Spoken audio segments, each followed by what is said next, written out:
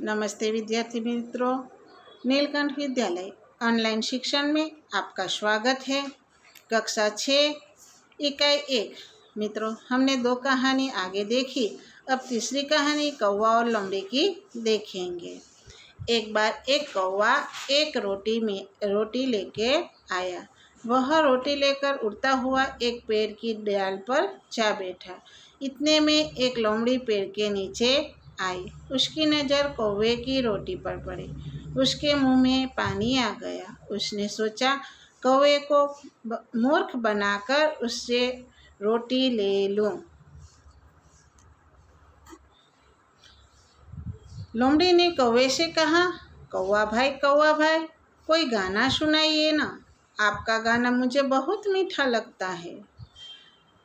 कौवा लोमड़ी की चालाकी समझ गया। उसे लगा कि लोमड़ी रोटी पाने के लिए ही यह नाटक कर रही है। कौवे ने अपनी चोंच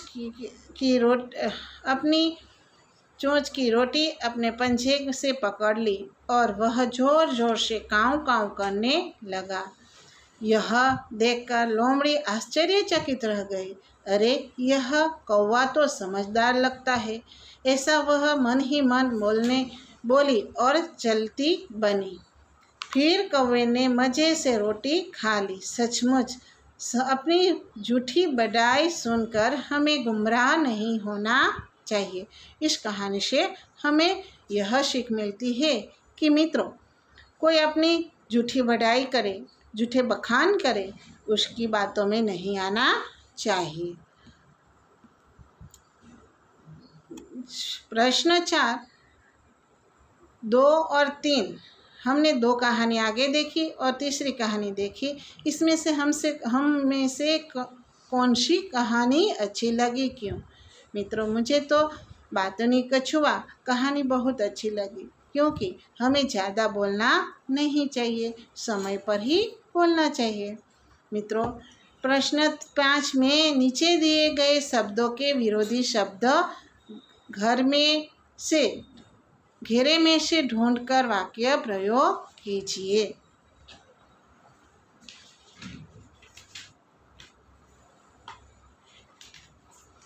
तो घेरे में दिया गया है, पहले हमें 6 शब्द दिए गए हैं। दयालु, बहुत, स्वस्थ, खुश, जन्म, बुराई। और घेरे में दिए गए हैं थोड़ा, निर्दय, मरण, नाखुश, भलाई, अस्वस्थ, खुशी और चिंता। इसमें से हमें 2 शब्द उदाहरण के रूप में दिए गए हैं। पहला शब्द है दयालु।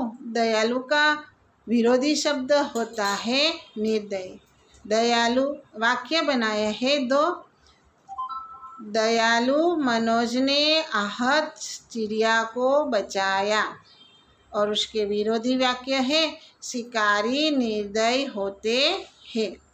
ऐसे ही हम दूसरा शब्द देखेंगे बहुत। बहुत का विरोधी होता है थोड़ा। इसका पहला वाक्य हम बनाएंगे, तुम बहुत थक गए हो। उसका विरोधी वाक्य, अब थोड़ा आराम कर लो। तीसरा शब्द है स्वस्थ। स्वस्थ का विरोधी शब्द है अस्वस्थ। स्वस्थ का वाक्य बनाएंगे, आज मैं स्वस्थ हूँ। विरोधी उसका वाक्य होगा, कल मैं अस्वस्थ था। चौथा शब्द है खुश। खुश का विरोधी शब्द होता है नाखुश। वाक्य हम बनाएंगे, वह हमेशा खुश रहता है। उसका विरोधी वाक्य, मैंने उसे कभी नाखुश नहीं देखा। पांचवा शब्द है जन्म। जन्म का विरोधी शब्द होता है मरण।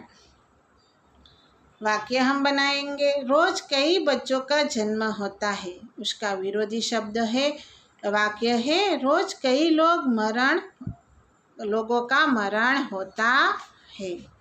छठा शब्द है बुराई। बुराई का विरोधी होता है भलाई। बुराई का वाक्य बनाएंगे हम, मैंने आपके साथ कभी बुराई नहीं की।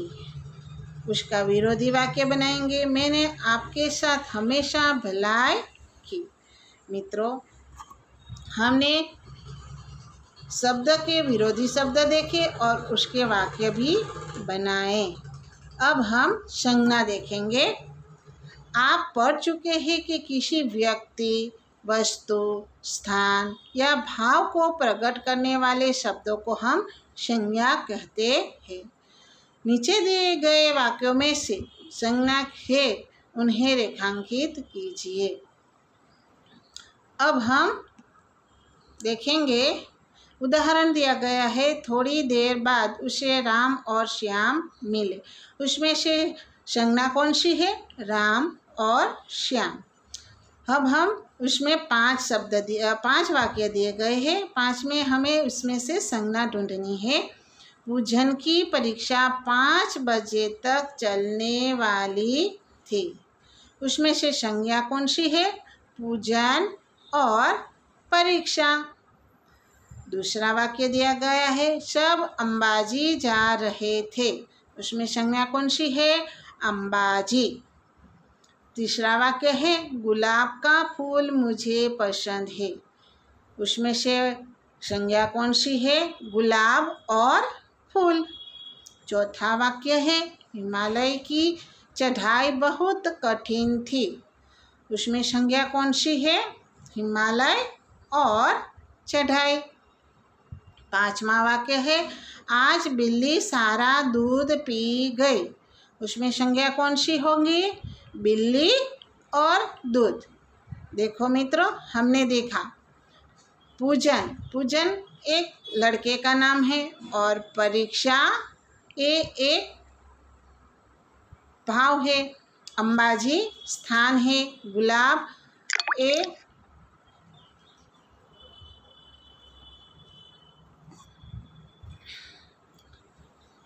नाम है, फूल पुष्प है, हिमालय स्थान है, चढ़ाई कर्म है, बिल्ली एक पशु है, दूध एक प्रवाही है।